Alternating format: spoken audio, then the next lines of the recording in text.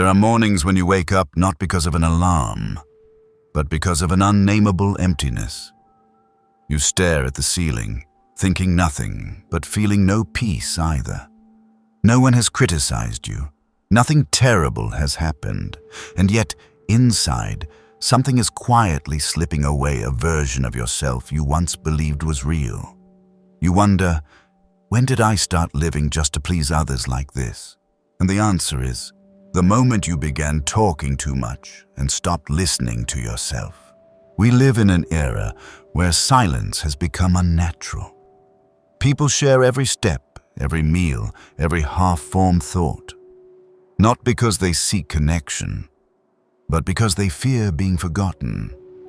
And the more they speak, the further they drift from themselves. They trade away their inner world just to buy attention. They sacrifice depth for a passing glance. Marcus Aurelius once wrote, "The strong need not prove their strength, their presence alone is proof." And that is the heart of this journey. Silence is not about hiding. It is about building a life that does not require applause.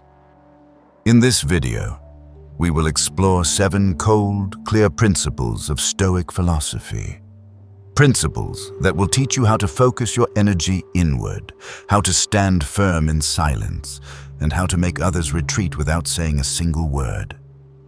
If you're tired of living for other people's eyes, this is where you return to yourself. 1. Craving silence, not applause. Today's world is no longer a place where living is enough. You must perform to be seen. Invisible eyes are always present, not to understand, but to judge, compare, and sometimes to consume you as an emotional product. You no longer live in your present, but are dragged around by the applause of others, a cheap yet addictive sound that fools you into believing its worth. People teach you to stand out, grab attention, never stay silent, as if silence itself is a sin in this century. But no one asks, what remains when the applause stops? What truly belongs to you when the spotlight fades? We live in an era where personal presence is no longer tied to inner depth, but to views, likes, and engagement rates. We shout online not to be heard, but to avoid being forgotten. But what's the price of always being present? A mind that's never alone. An ego that depends on others' validation. A soul that feels empty even in the crowd. And that's when we begin to realize we don't truly crave recognition, we've just been missing one thing. True silence from within. Silence is not the absence of sound, it's the absence of the need to prove. It is the space where you don't need to explain, to convince, or to display anything to be accepted. When Marcus Aurelius wrote Meditations, he never intended to publish it. That journal was the only place where he could exist without wearing the crown. In his solitude, he was no longer the ruler of Rome, but the ruler of himself. And you are no different. You don't need a loud world to be yourself. You just need to learn to step into silence where your ego no longer needs to be heard, only understood. We are poisoned by the expectation to react, to reply, to retaliate, to show up everywhere.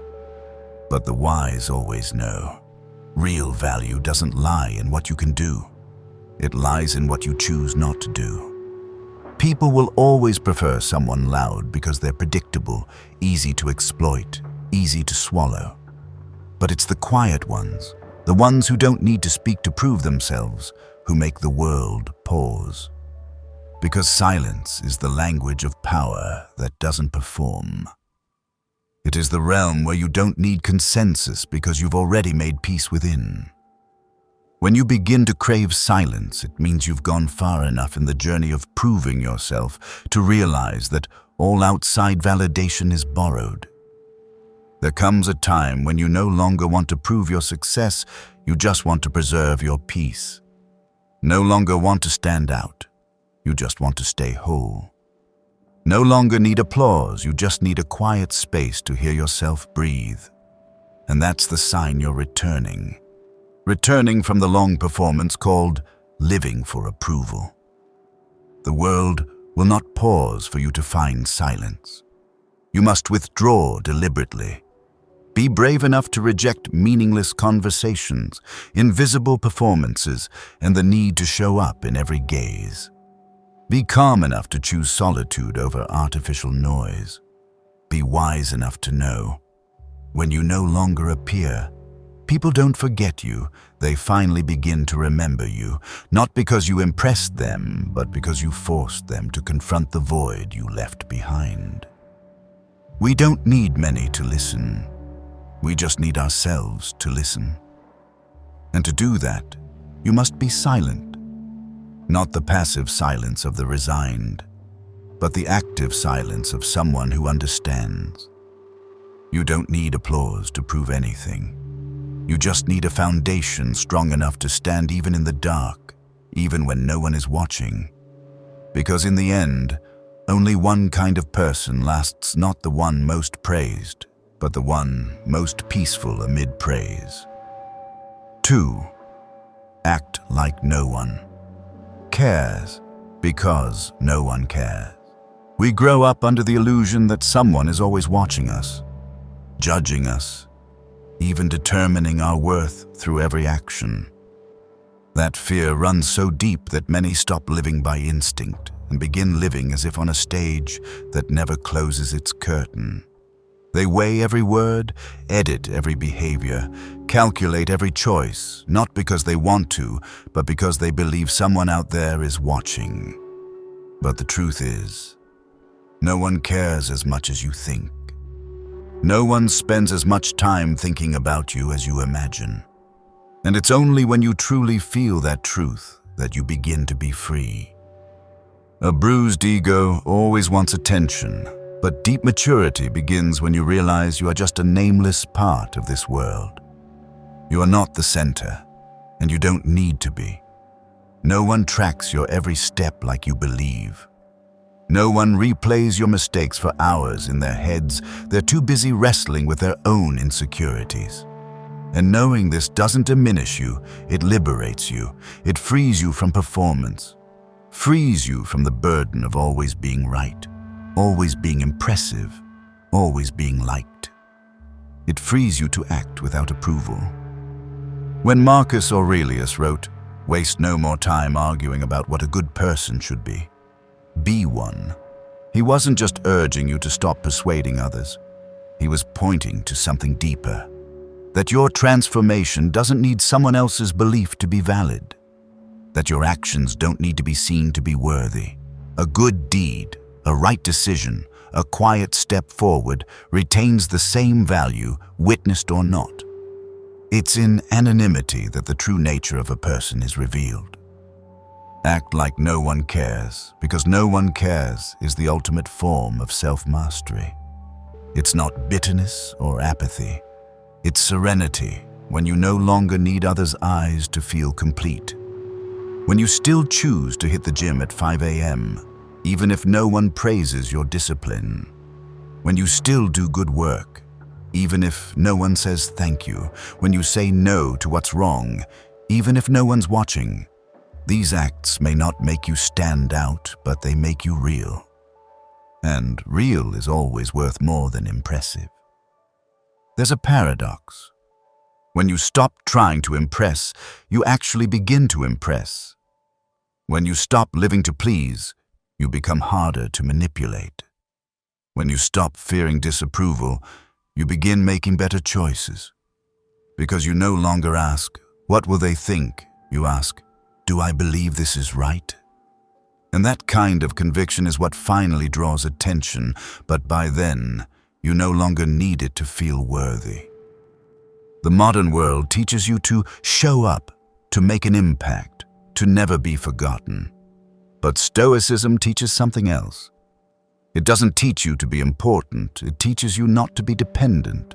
Not dependent on eyes, or opinions, or applause, or rejection. When you act like no one cares, you eliminate every pressure from what lies beyond your control. You return to the root. Do what is right because it is right, nothing more. Epictetus once said, "No one can harm you unless you allow it." But let's take it further. No one can validate you, complete you, or improve you just because they agree or applaud. The most meaningful action does not need to be recognized to be real. And if you keep waiting for approval to start living truthfully, you've already handed your life over to someone else. How many times have you wanted to start something but hesitated for fear of being mocked? How many times did you want to change something but wondered, will people think I'm foolish? How many times have you delayed, haunted by the opinions of those who wouldn't even walk one step with you? The real question isn't, what will they think? It's, do you have the courage to be real, knowing that no one cares as much as you think? Because when you finally walk not for them, not to be seen, not to be praised, you begin to feel your own power. No applause? Fine. You still move forward. No recognition? Doesn't matter. You still do what's right. No one knows how hard it was for you. That's okay, because you know, and you are enough. That is the purest freedom a human being can ever have. When you stop acting to be remembered, you start creating what is worth remembering. When you stop living to be followed, you begin to truly live.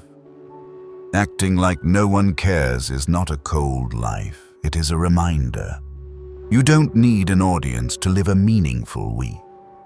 And if someone finally does care, they will care for who you are, not for the performance you've exhausted yourself to maintain. 3. Guard your energy. Like blood, a misplaced flow will leave you drained. No one loses all their energy in a single moment. Just as the body doesn't bleed out from one fatal cut, but from many small, silent wounds no one notices. You don't burn out because of one major event. You burn out because small things drain you daily, meaningless conversations, people who don't value you, duties you no longer believe in, and thoughts you can no longer control. Energy isn't just physical strength. It is vitality, focus, and inspiration. Lose it, and you'll find yourself still breathing, still working, still walking, but no longer truly alive. We've grown used to spending energy like it's infinite. A reply sent out of obligation, an apology for something you didn't do, a meeting attended just to avoid saying no. Every time you say yes, while your inner voice screams no, you carve another cut into the flow of your energy. No blood is spilled, but your spirit fades. You don't collapse right away, but something wears down inside you piece by piece. Marcus Aurelius once wrote, "Ask yourself at every moment, is this necessary?" That's not a question of productivity, it's a question of survival, because what destroys you isn't always evil, it's excess. Too many relationships, too much information, too many commitments, too many unprocessed emotions. You don't need to do everything. You need to do what's essential, because energy, if not managed like a vital resource, will be scattered across things that leave behind nothing but exhaustion. To guard your energy like blood, you must learn to identify the leaks.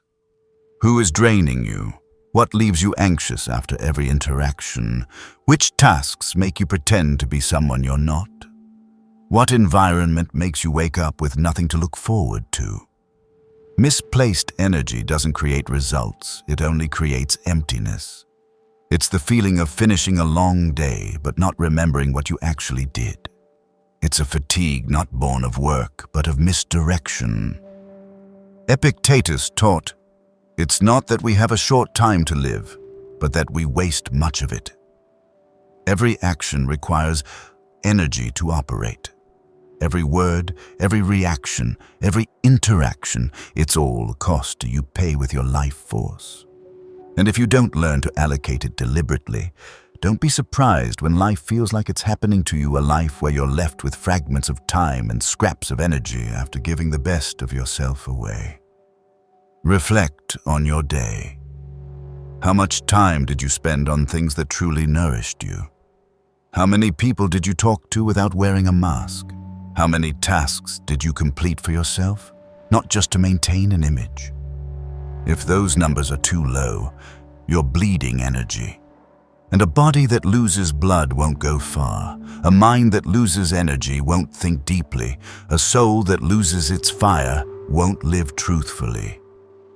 Guarding your energy means guarding your boundaries, not with loud rejections, but with quiet awareness. It's choosing to withdraw from judgmental conversations. It's turning off unnecessary notifications. It's no longer feeling obligated to explain yourself to everyone. It's learning to sit with yourself and feel whole. That's when your energy no longer fuels an image, but strengthens your core. Strong people aren't strong because they have limitless energy. They are strong because they protect their energy as a survival strategy. They're not everywhere. They don't react to every word. They're not present in every battle, because they know not every battle is worth winning. Some battles only drain you until you have nothing left for what truly matters. You can't give your blood to just anyone, nor can you let your energy flow into places that don't nourish it. Commitment is sacred, and you must learn to give it only to what's worthy. When you treat your energy like precious blood, you'll stop pouring it out to feed someone else's endless hunger. You'll stop trying to please every expectation. You'll stop running at the speed of the crowd. And then you'll lift your head and realize you still have the strength to go on. There is a kind of premature aging that doesn't come from time, but from enduring too long in drained relationships, suffocating routines, and hollow performances. If you find yourself exhausted every day, stop asking, "How can I get more energy?" and start asking, "Where is my energy leaking?" Because sometimes you don't need more. You just need to stop the loss. And then something strange happens. When you preserve energy for yourself, you begin to see what's real. Superficial connections fall away on their own. Things that once consumed you no longer seem worth a drop of blood. Simple things like a quiet morning, a good book, a deep thought start to fill you more than anything you ever chased. Energy is not something to give away unconsciously. It's something to invest with intention.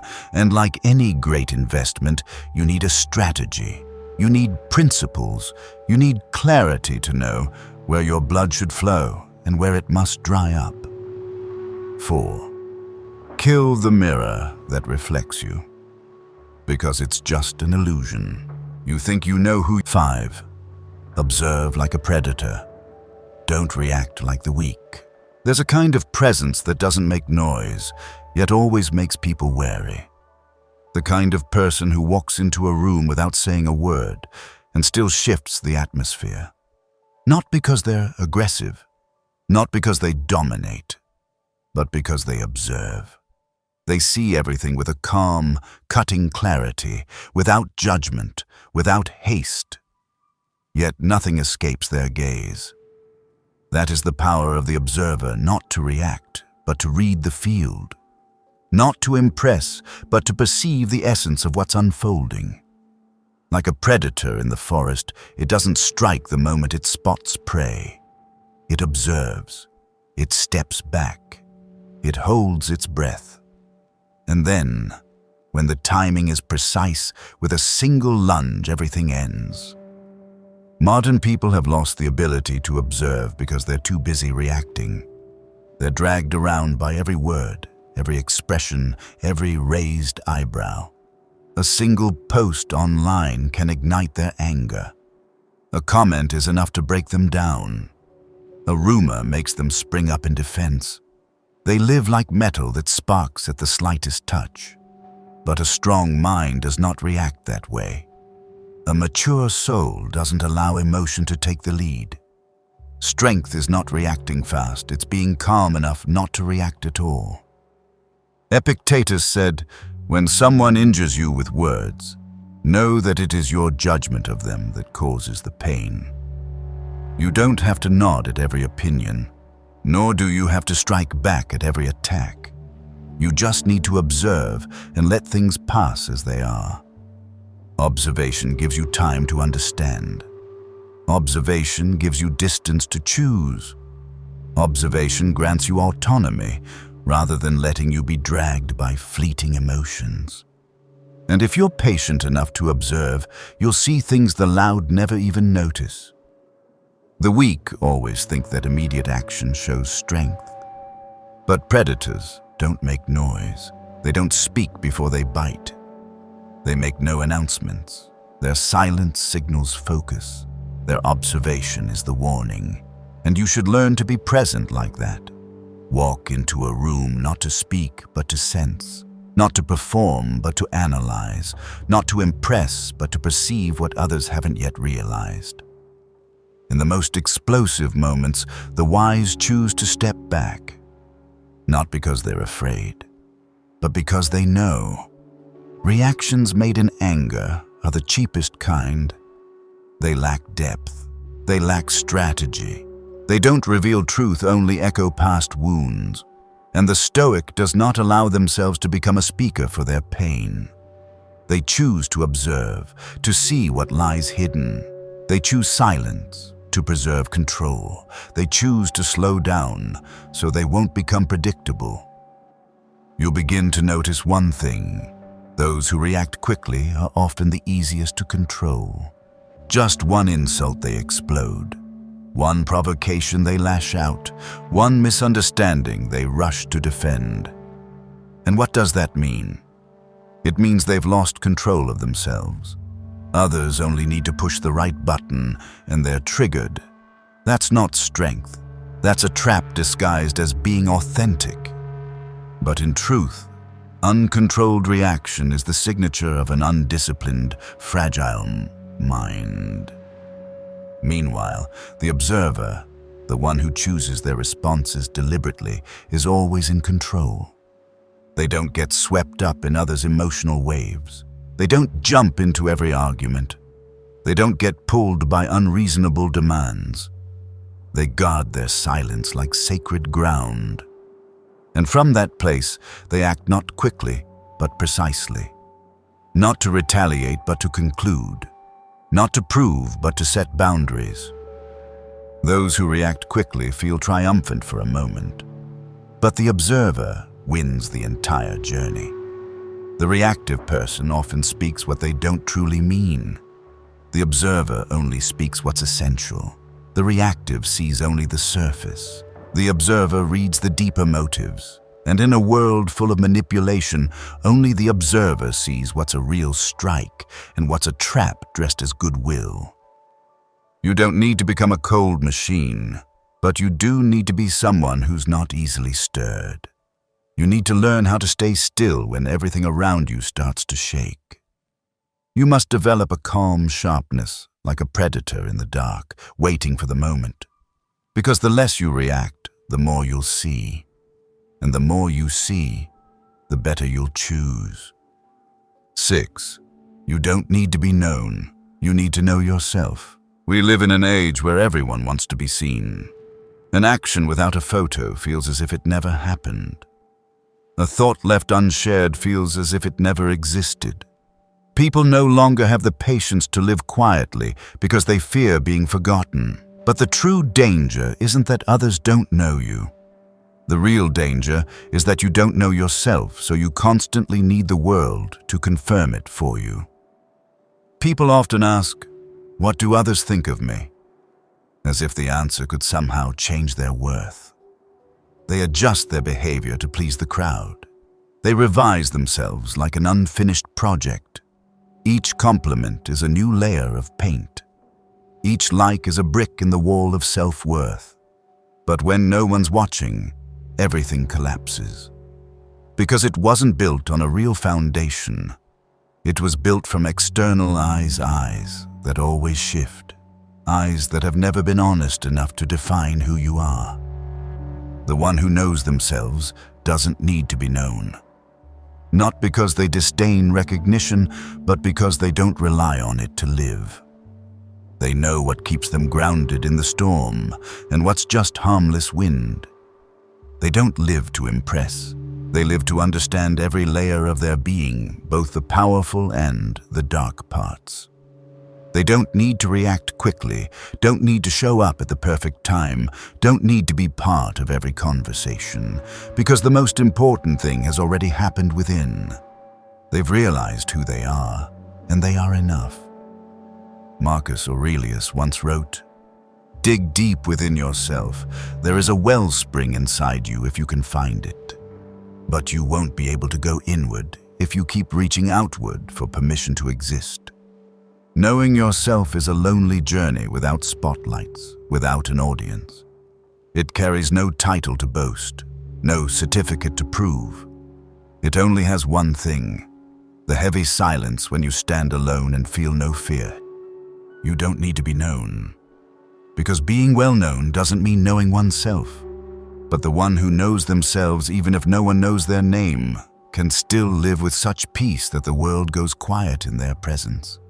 And one day you'll see, being known is chance. Knowing yourself is a choice. And that choice, that is the mark of a truly free human being. 7. Don't tell your story. Live so others can't help but tell it. There is a kind of silence that stays with people forever. It's not the silence of someone with nothing to say, but the stillness of a life fully lived with no need for explanation. People love to tell stories about themselves, but the more they talk, the more they must construct a version, and the more they construct, the further they drift from who they truly are. The truth is, you don't have to tell anything. If you live rightly, your life itself becomes the story others can't ignore. We live in an era where words are inflated into achievements. A status update can be mistaken for action. A video clip can be mistaken for evidence. But what truly matters often happens in the dark. In the moment you choose not to react when provoked. In the moment you quietly rise from failure without a single complaint. In the quiet discipline you uphold when no one's watching. That is where a story of substance is formed. No need to tell. Just live rightly, truthfully, and without demanding to be seen. Those who live to tell stories often struggle with the present. They're too busy finding words for things they haven't fully lived. They take more pictures at the gym than they spend time feeling the pain of their muscles. They document every meal, every trip, every moment, afraid that without sharing, nothing will feel meaningful. But that obsession with proving themselves makes life thin, hollow, and lacking depth. They live like they're directing a film but forget to actually experience the life of the main character. Those who live so others must tell their story don't have time to worry about how they appear.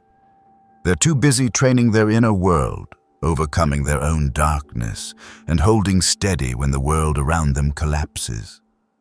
They let their life speak for them. They let their character shape their image. And when they walk away, their presence lingers. A person who once stood silently next to you, yet made you reflect on your own life. A person who never boasted, yet others speak of with quiet respect. That is the power of a story lived not told. Epictetus once said, "Don't explain your philosophy, embody it. Don't explain your way of life, be the living proof of it." A person doesn't need to talk about courage if they choose courage every day. A person doesn't need to lecture on discipline if their daily life is already the evidence. Presence, when powerful enough, creates its own narrative. No quotations needed, no reasoning, no declarations. The stories truly worth telling are often told behind your back when you're no longer in the room.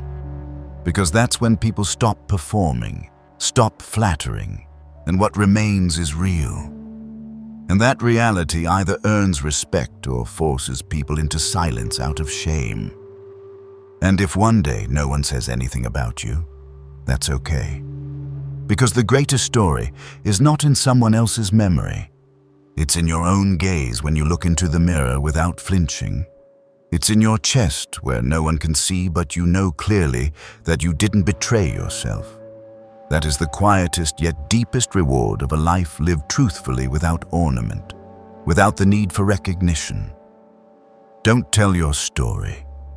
Live in a way that your presence alone makes others question themselves.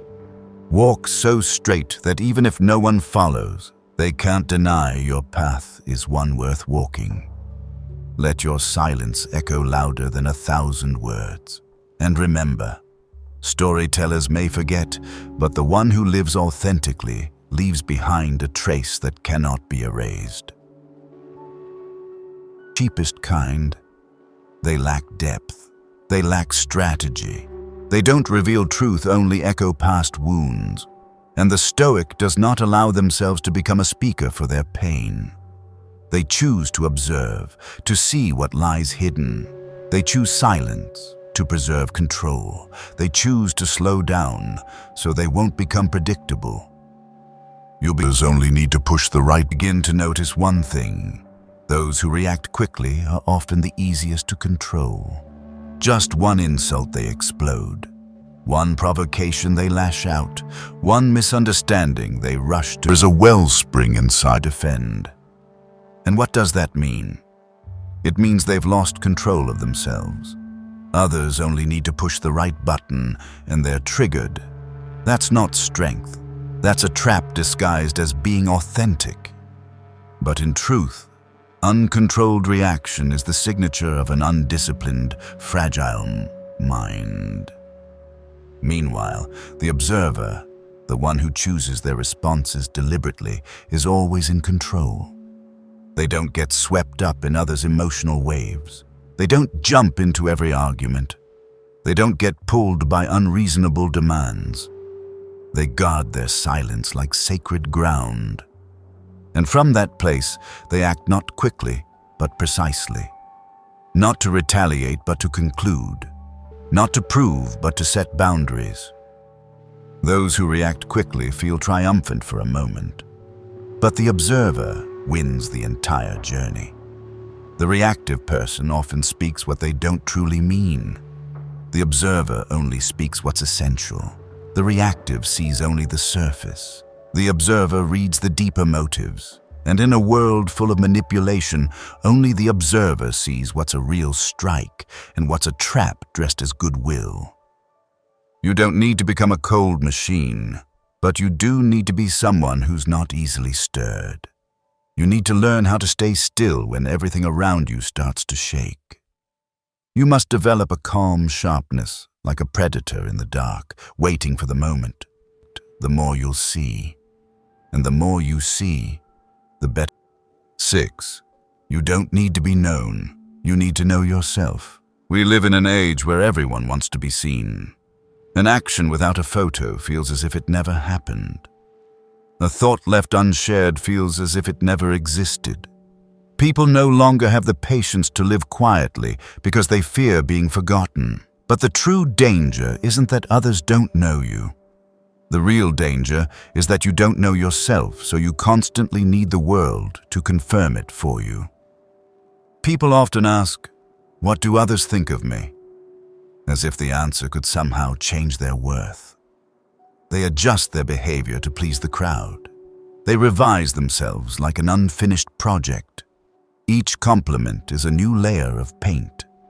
Each like is a brick in the wall of self-worth. But when no one's watching, everything collapses.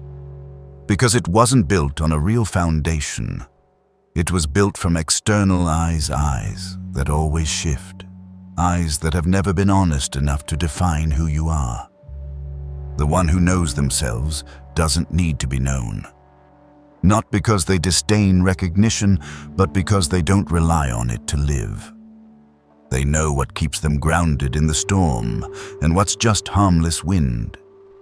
They don't live to impress. They live to understand every layer of their being, both the powerful and the dark parts. They don't need to react quickly, don't need to show up at the perfect time, don't need to be part of every conversation, because the most important thing has already happened within. They've realized who they are, and they are enough. Marcus Aurelius once wrote, "Dig deep within yourself. There is a wellspring for permission to exist in the room. Bring inside you if you can find it. But you won't be able to go inward if you keep reaching outward for permission to exist." Knowing yourself is a lonely journey without spotlights, without an audience. I used to be someone who constantly tried to craft a compelling story about myself. Not through words, but through calculated actions, through appearances staged at the right time, in the right place, under the right lighting. I believed that if I lived well enough, impressively enough, differently enough, the world would take notice. And if someone failed to see that, I felt disappointed. I didn't realize that the very desire to be seen was slowly pulling me away from the truth within. It wasn't until later, when all explanations lost their weight, when no one asked anymore, when every stage faded, and I was left alone in the dark, that I finally understood. Peace doesn't come from being understood, but from letting go of the need to be understood. You only need to know what you're doing and why. Everything else is just an echo. I no longer live to tell my story. I live so that the story is real enough, silent enough, and deep enough that if one day someone happens to mention me, it won't be because of what I said, but because of how I chose to live. If this journey has led you to silently reflect on yourself, then don't miss the ones to come. Like, subscribe to the channel and turn on the notification bell so you won't miss future content. Because some things deserve to be remembered not through noise, but through quiet consistency. I'll see you in the next video. That is where a story of substance is formed. No need to